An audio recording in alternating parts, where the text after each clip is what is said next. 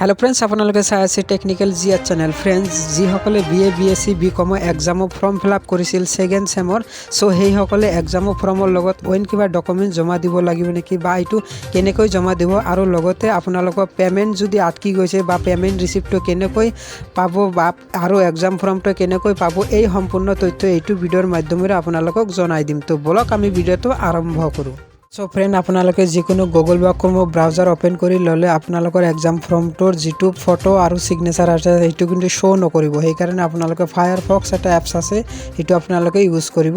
So ইয়াতে ফায়াৰফক্সত যাব আপোনালোকে তাৰপিছত যাই ইয়াতে তলত এন্টাৰ কৰিব GU পোৰ্টেল এন্টাৰ কৰি দিম। ইয়াতে এন্টাৰ কৰাৰ পিছত এনেকুৱা ধৰণৰ এখন পেজ খোল খাব। ইয়াতে দেখা পাইছে ইয়াতে আপোনালোকে দেখা পাইছে 1 number option 2 number option 5 number অপচনত হেতু আপোনালোকে পিছত দেখাই দি আছে পেমেন্টটো কেনেকৈ ভেৰিফিকেশন কৰে। প্ৰথমতে এইটো এক্সাম ফৰ্মত ওয়েবসাইটত গুচি যাও। তাৰপিছত ইয়াতে যিকোনো আপোনালোকৰ ৰেজিষ্ট্ৰেচন নাই বা আপোনালোকৰ এপ্লিকেশন আইডিটো বহাই ইয়াতে পাসওয়াৰ্ডটো বহাই দিব দি আপোনালোকে লগইন কৰিব। কিছুমানৰ পাসওয়াৰ্ডটোই ভুলি যায়। সো পাসওয়াৰ্ডটো আপোনালোকে মনত ৰখাৰ এটাই উপায় আছে। এইটো আপোনালোকে যেটো আপোনালোকে লগইন কৰিব লগইন কৰাৰ পিছত যেটো পাসওয়াৰ্ড আপোনালোকৰ ডেট অফ বাৰ্থ নাই বা আপোনালোকে যেটো নিজৰ ইচ্ছামতে বনাই এইটো আপোনালোকে মনত ৰাখিব পাৰে বা অন্য ঠাইত লিখি থৈ আপোনালোকৰ এইটো পাসওয়াৰ্ডটো সেভ কৰি থব পাৰে যাতে পিছত অসুবিধা নহয়। মই লগইন কৰিলত ক্লিক কৰি দিম।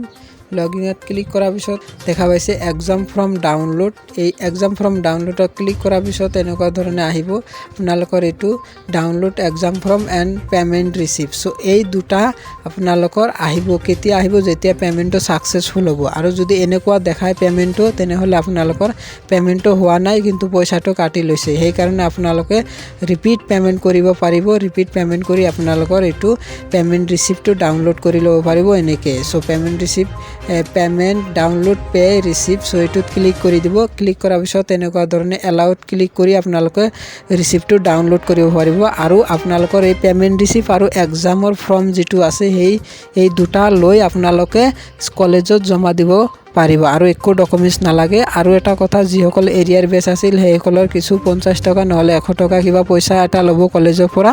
সো এইটো আপোনালোকে দি ল'বা। তাৰ পিছত ইয়াতে আপোনালোকে পেমেন্টটো সাকসেসফুল হৈছে না নাই অৰ্থাৎ ইউনিভাৰ্সিটিত পাইছে না নাই সেইটো চেক কৰিবৰ বাবে ইয়াতে আপোনালোকে দেখা পাইছে অনলাইন পেমেন্ট ভেৰিফিকেশন এইটোত ক্লিক কৰি ল'ব। এইটো ক্লিক কৰি আপোনালোকে ইয়াতে চাই ল'ব।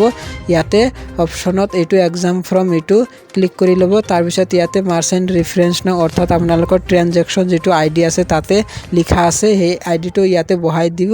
দি পিছত ইয়াতে ভেৰিফাই পেমেন্টত ক্লিক কৰি দিব। ক্লিক কৰাৰ পিছত ইয়াতে দেখা পাইছে সো ইয়াতে ভেৰিফাই ক্লিক কৰাৰ পিছত ইয়াতে দেখা পাইছে your payment is confirm. So এইটো ওকে কৰি দিব। সো যদি ভিডিওটো চাই কিবা উপকাৰ হয় তেনেহলে প্লিজ চেনেলটো সাবস্ক্ৰাইব কৰিব আৰু আমাৰ লগত সংযুক্ত হৈ থাকিব। ধন্যবাদ।